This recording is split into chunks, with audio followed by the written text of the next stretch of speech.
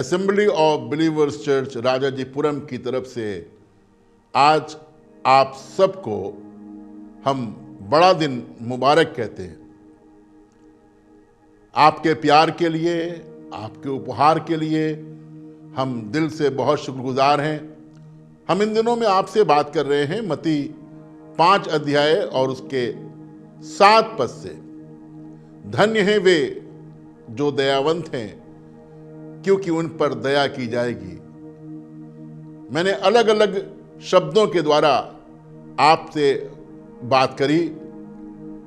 इब्रानी भाषा के कई एक शब्द मैंने आपको बताए और ये बताया कि उनका मतलब क्या निकलता है।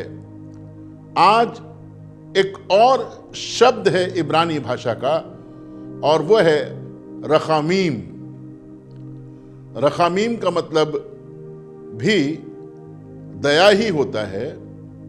दया, अनुग्रह, रहम करने वाला। उर्दू में इसी को रहम कहा गया है। यह रहम एक और शब्द से मिलता है और वह है रेखम। रेखम का अर्थ होता है रहम। रहम गर्भ, वो गर्भ जिसमें एक बच्चा 9 महीने तक रहता है और उसकी परवरिश परमेश्वर करता है। जी हां, मां के गर्भ में जो बच्चा होता है उसकी परवरिश परमेश्वर करता है, क्योंकि वचन में ऐसा बताया गया है कि गर्भवती के पेट में हड्डियां कैसे बढ़ती हैं यह केवल परमेश्वर जानता है। तो आज आपका ध्यान मैं इसी ओर आकर्षित करूंगा कि हमारा खुदा जानता है कि कैसे हिफाजत की जाए, कैसे सुरक्षा दी जाए, और बिल्कुल वो हमारी सुरक्षा ऐसे करता है जैसे माता के गर्भ में एक शिशु की रक्षा 9 महीने तक होती रहती है। मां उसे हर तरह से बचाती है। कहीं उसके गिरने से बच्चे पर असर ना हो, उसके कुछ खाने से बच्चे पर बुरा असर ना हो, वो पूरा ख्याल रखती है। जैसे जिस्मानी मां ख्याल रखती है, उसे खुद नहीं मालूम होता कि ये बच्चा कैसे बढ़ रहा है, लेकिन परमेश्वर को सब मालूम है। दाऊद कहते हैं, उसने मेरे बेडौल तत्व को देखा है। जब मेरा कोई डॉल नहीं था, मेरा कोई आकार नहीं था, मैं अजीब सी हालत में था, उस समय परमेश्वर मेरा ख्याल रख रहा था।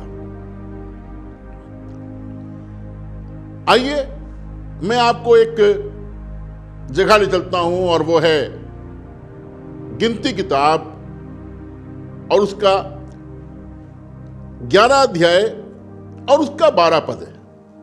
यहां पर परमेश्वर का दास मूसा है, जो आज कुछ नाराज लग रहा है, गुस्सा हो गया है और कहने लगा, परमेश्वर तूने मेरे साथ में ऐसा क्यों किया है?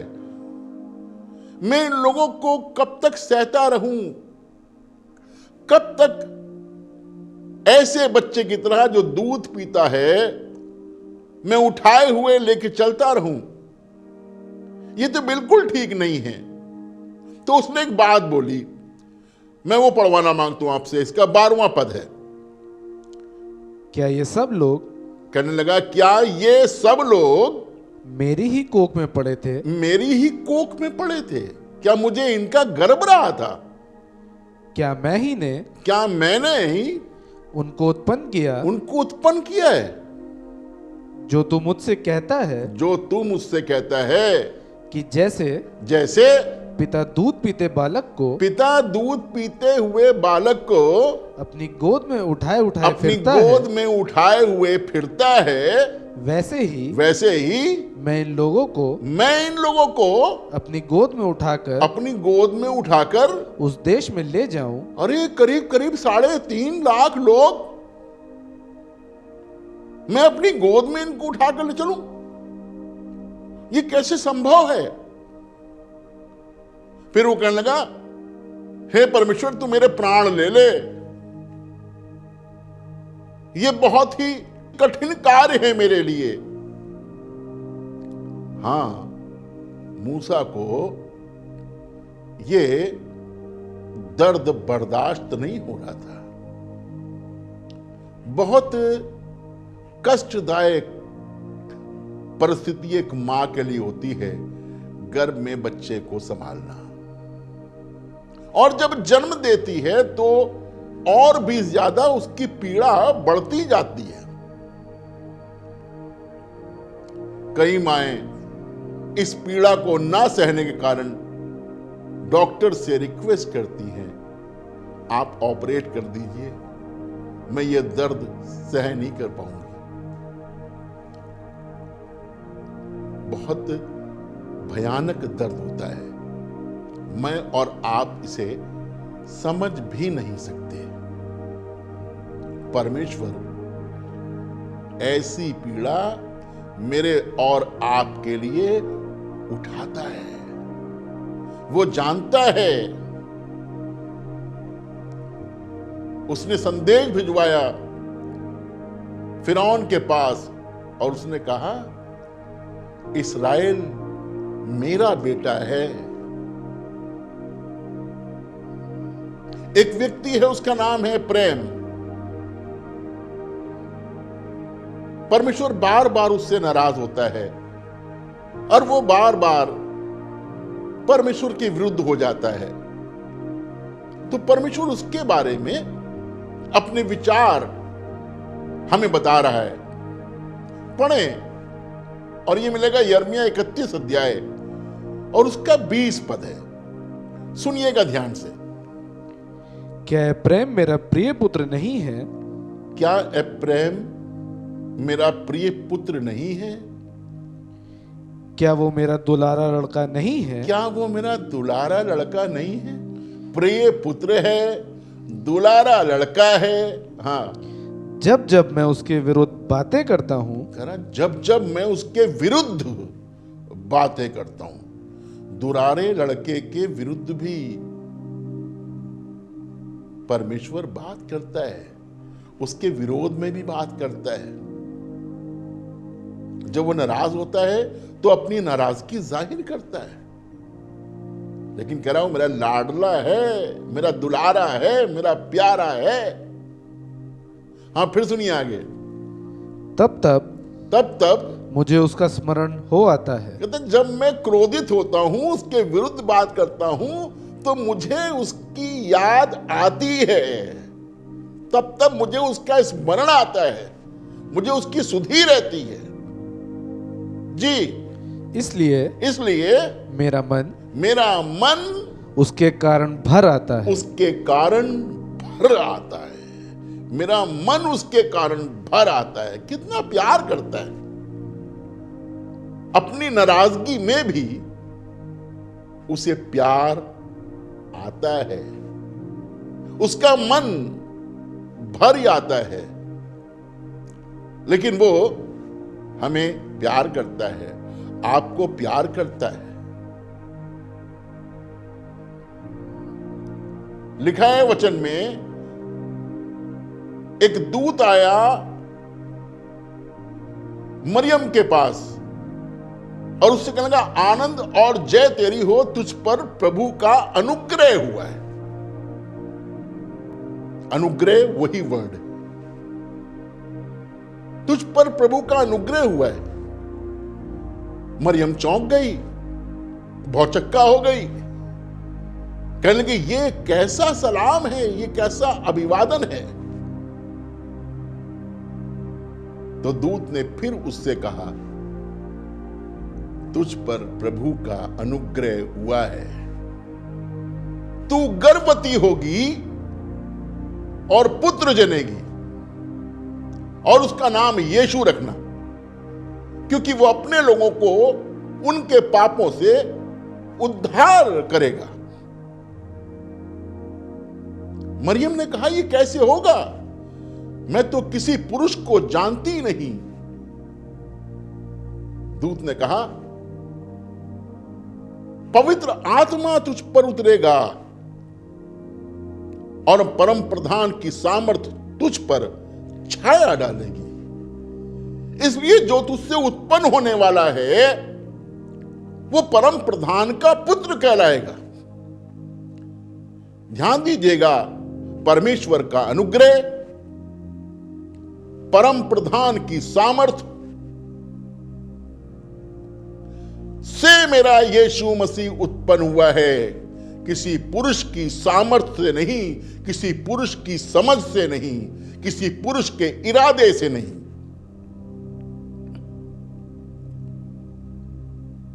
परमेश्वर ने प्लान किया, योजना बनाई, क्योंकि परमेश्वर ने जगत से ऐसा प्रेम किया कि उसने अपना पहलौठा पुत्र दे दिया, इकलौता बेटा दे दिया, इकलौता पहलौठा, सबसे अजीज, सबसे प्यारा। मैं चाहूंगा यूहन्ना 1 अध्याय उसका 13वां पद पढ़े मेहरबानी से। वे ना तो लहू से, लिखा है, वे ना तो लहू से, ना शरीर की इच्छा से, ना शरीर की इच्छा से, ना मनुष्य की इच्छा से, ना मनुष्य की इच्छा से, परंतु परमेश्वर से उत्पन्न हुए, परंतु परमेश्वर से उत्पन्न हुए। इसमें मनुष्य का इरादा नहीं है, लहू और मांस नहीं है, मनुष्य की समझ नहीं है, लेकिन परमेश्वर ही से उत्पन्न हुए हैं। बताया गया है वचन में कि जितने आत्मा के चलाए चलते हैं वे ही परमेश्वर के पुत्र हैं। तो ना सिर्फ एक बेटा उत्पन्न हुआ, परमेश्वर एक बेटे के उत्पन्न होने के द्वारा कई बेटों को उत्पन्न कर रहा था, कई पुत्रों को उत्पन्न कर रहा था, कई पुत्रियों को उत्पन्न कर रहा था। आज इस मौके पर, इस बड़े दिन के मौके पर यह जानिए कि परमेश्वर ने आज के दिन यीशु मसीह को पैदा किया, यीशु मसीह को भेजा। तो इसलिए भेजा ताकि मैं और आप भी उसके बेटे और बेटियां बनाए जाएं। अगर आप उसे ग्रहण कर रहे हैं तो आप उसके बेटे हैं, आप उसकी बेटी हैं। मैं 2 उदाहरण आपके सामने रखना मांगता हूं। जब यीशु मसीह परमेश्वर की इस योजना को अंजाम दे रहे हैं और किसी को बेटा कह रहे हैं और किसी को बेटी कह रहे हैं, मैं दोनों के हालात आपके सामने रखना मांगता हूं। मरकुस 2 अध्याय, वहां पर लिखा हुआ है कि जब सुना गया कि वो घर में हैं और वो कफरनहूम में आया और वो एक घर में खड़ा होकर प्रचार कर रहा था और इतनी भीड़ थी कि जल्दी कोई अंदर जा नहीं सकता था। फिर लिखा, देखो 4 लोग एक झोले के मारे हुए को, एक फालिज के मारे हुए को चारपाई पर उठाकर लेकर के आए, लेकिन जब भीतर जाने के लिए उन्हें जगह नहीं मिली तो वो छत पे चढ़ गए और उन्होंने उस छत को खोल दिया और जहां यीशु मसीह था वहां उस चरपाई को, जिस पे झोले का मारा हुआ पड़ा हुआ था, लटका दिया।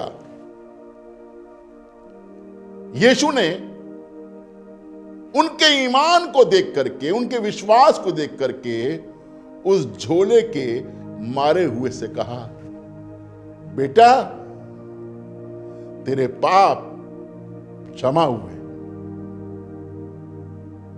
दुर्दशा में पड़ा हुआ है, चल नहीं सकता, 4 लोग उठा के लेकर के आ रहे हैं। यीशु मसीह ने उनके विश्वास की इज्जत की और इस मनुष्य से कहा, बेटा, आप कैसी हालत में हैं, कैसी दुर्दशा में हैं, कितने लोग आपको सहारा दे रहे हैं, तरस खा रहे हैं, लेकिन जब आप यीशु के पास पहुंचते हैं किसी भी हालत में, तो उस समय यीशु आपको देखकर कहता है, बेटा, तेरे पाप क्षमा हुए। वो जानता है रहम क्या है, वो जानता है दया क्या है, वो जानता है अनुग्रह क्या है, वो जाहिर करता है आपको और आपके पाप क्षमा करता है। इसी मरकुस में 5वें अध्याय में एक और वर्णन है। एक स्त्री थी जिसे 12 वर्ष से लहू बहने का रोग था। उसने बहुत दुख उठाया था, वैद्यों से, हकीमों से, और अपना सब माल व्यय करने पर भी वो चंगी नहीं हुई थी और कमजोर हो गई थी। हो सकता है आपकी ऐसी दशा हो, आप कमजोरी पर कमजोरी अख्तियार कर रहे हो, सब कुछ खर्च हो गया है, जान को छोड़कर कुछ नहीं बचा है, दुर्दशा को छोड़कर के कुछ नहीं बचा है। लिखा है, यीशु की चर्चा सुनकर के भीड़ में उसके पीछे से आई और उसके दामन को छू लिया, उसके वस्त्र के छोर को छू लिया, क्योंकि वो मन में कहती थी, यदि मैं उसके वस्त्र के छोर को छू लूंगी तो चंगी हो जाऊंगी। चंगी हो गई। यीशु ने अपने आप में जाना और कहा, किसी ने मुझे छुआ है? किसने छुआ? चेले कहने लगे, भीड़ तुझ पर गिरी पड़ती है और तू कहता है कि तुझे किसी ने छुआ। यीशु मसीह ने कहा, किसी ने छुआ है, मुझ में से सामर्थ निकली है। यह औरत डरती और कांपती हुई आई और यीशु के कदमों पे गिर गई। यीशु ने उसकी ओर देख करके उससे कहा, बेटी, तेरे विश्वास ने तुझे चंगा किया।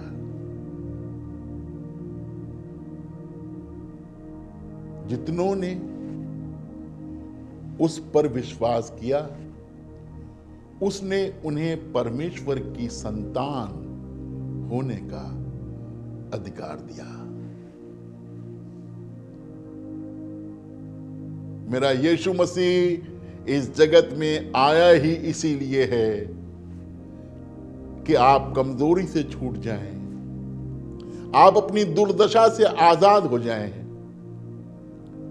आप अपनी दीनहीन दशा से निकलकर अच्छी दशा में पहुंच जाएं।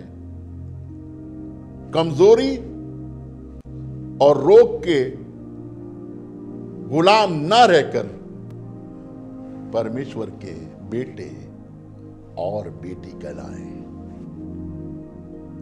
आपको बेटा बनाना मांगता है, आपको बेटी बनाना मांगता है। आपने इससे पहले उसको जाना या नहीं जाना, यह मायने नहीं रखता। यीशु की नजर आप पर है। मेरा प्रभु आपको देख रहा है, आपकी दुर्दशा में पड़े हुए आपको देख रहा है और कह रहा, बेटा, तेरे पाप क्षमा हुए। बेटी, तेरे विश्वास ने तुझे चंगा किया है।